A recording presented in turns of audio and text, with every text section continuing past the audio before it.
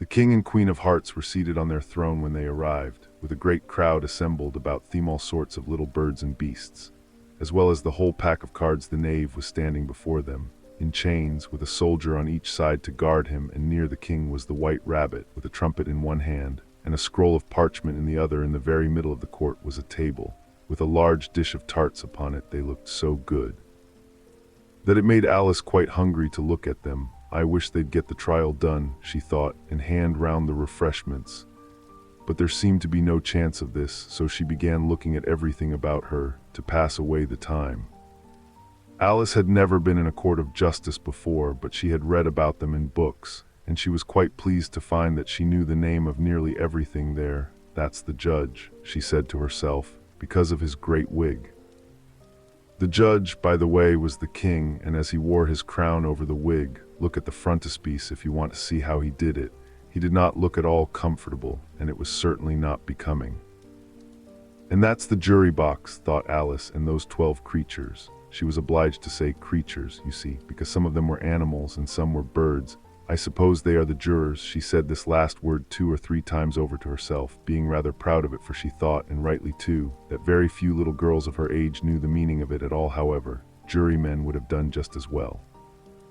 The 12 jurors were all writing very busily on slates. What are they doing? Alice whispered to the Griffon. They can't have anything to put down yet, before the trial's begun. They're putting down their names, the Griffon whispered in reply, for fear they should forget them before the end of the trial.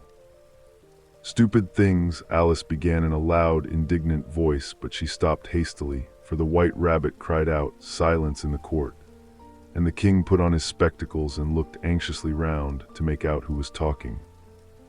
Alice could see, as well as if she were looking over their shoulders, that all the jurors were writing down stupid things on their slates, and she could even make out that one of them didn't know how to spell stupid, and that he had to ask his neighbor to tell him. A nice muddle their slates'll be in before the trial's over, thought Alice.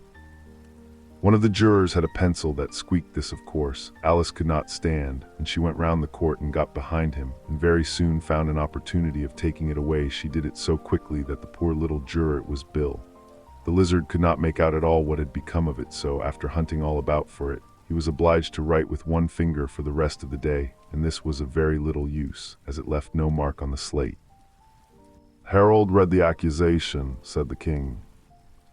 On this the white rabbit blew 3 blasts on the trumpet, and then unrolled the parchment scroll, and read as follows. "The Queen of Hearts, she made some tarts, all on a summer day. The Knave of Hearts, he stole those tarts, and took them quite away." "Consider your verdict," the king said to the jury. "Not yet, not yet," the rabbit hastily interrupted. "There's a great deal to come before that." "Call the first witness," said the king, and the white rabbit blew 3 blasts on the trumpet, and called out, "First witness." The first witness was the Hatter. He came in with a teacup in one hand and a piece of bread and butter in the other. "I beg pardon, your majesty," he began, "for bringing these in, but I hadn't quite finished my tea when I was sent for." "You ought to have finished," said the king. "When did you begin?" The Hatter looked at the March Hare, who had followed him into the court, arm in arm with the Dormouse. 14th of March, I think it was, he said. 15th, said the March Hare. 16th, added the Dormouse. "Write that down," the king said to the jury, and the jury eagerly wrote down all 3 dates on their slates, and then added them up, and reduced the answer to shillings and pence. "Take off your hat," the king said to the Hatter. "It isn't mine," said the Hatter. "Stolen," the king exclaimed, turning to the jury, who instantly made a memorandum of the fact. "I keep them to sell," the Hatter added as an explanation. "I've none of my own, I'm a Hatter." Here the queen put on her spectacles and began staring at the Hatter, who turned pale and fidgeted. "Give your evidence," said the king, "and don't be nervous, or I'll have you executed on the spot." This did not seem to encourage the witness at all. He kept shifting from one foot to the other, looking uneasily at the queen, and in his confusion he bit a large piece out of his teacup instead of the bread and butter. Just at this moment Alice felt a very curious sensation, which puzzled her a good deal until she made out what it was. She was beginning to grow larger again, and she thought at first she would get up and leave the court, but on second thoughts, she decided to remain where she was as long as there was room for her. "I wish you wouldn't squeeze so," said the Dormouse, who was sitting next to her. "I can hardly breathe." "I can't help it," said Alice very meekly. "I'm growing." "You've no right to grow here," said the Dormouse. "Don't talk nonsense," said Alice more boldly. "You know you're growing too." "Yes, but I grow at a reasonable pace," said the Dormouse, not in that ridiculous fashion, and he got up very sulkily and crossed over to the other side of the court. All this time the Queen had never left off staring at the Hatter, and just as the Dormouse crossed the court, she said to one of the officers of the court, "Bring me the list of the singers in the last concert," on which the wretched Hatter trembled so that he shook both his shoes off. "Give your evidence," the King repeated angrily, "or I'll have you executed, whether you're nervous or not." "I'm a poor man, your Majesty," the Hatter began in a trembling voice, "and I hadn't begun my tea-knot above a week, or sowned, what with the bread and butter getting so thin and the twinkling of the tea." "The twinkling of the what?" said the King.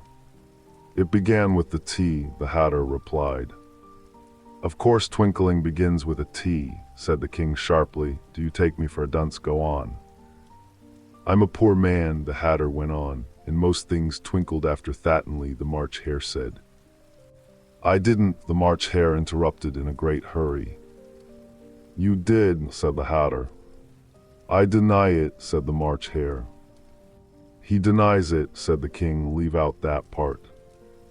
"Well, at any rate," the Dormouse said, the Hatter went on, looking anxiously round to see if he would deny it too, but the Dormouse denied nothing, being fast asleep.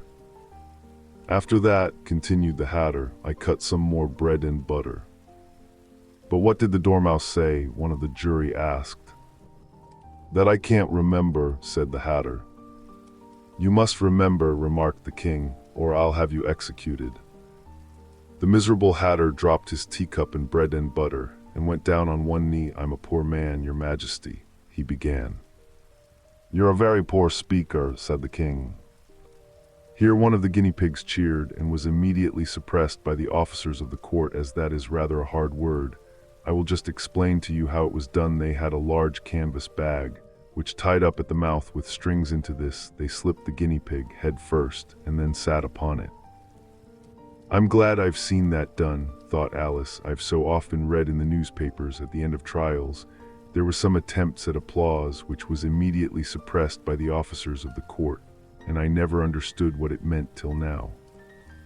"If that's all you know about it, you may stand down," continued the King. "I can't go no lower," said the Hatter. "I'm on the floor as it is." "Then you may sit down," the King replied.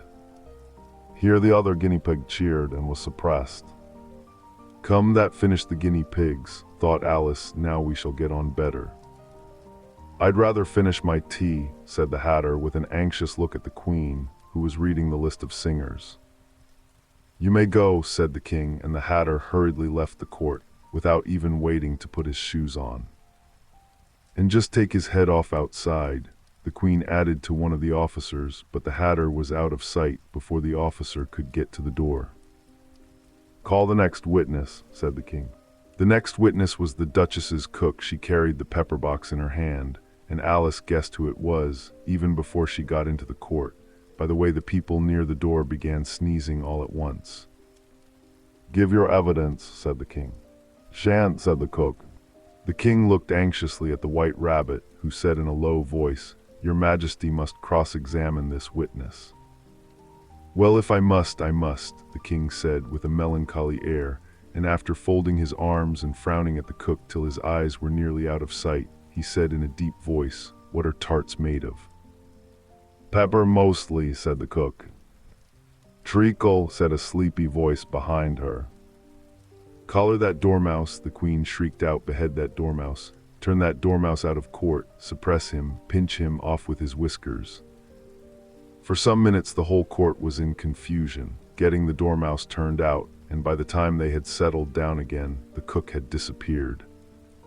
"Never mind," said the King with an air of great relief. "Call the next witness." And he added in an undertone to the Queen, "Really, my dear, You must cross-examine the next witness. It quite makes my forehead ache." Alice watched the white rabbit as he fumbled over the list, feeling very curious to see what the next witness would be like.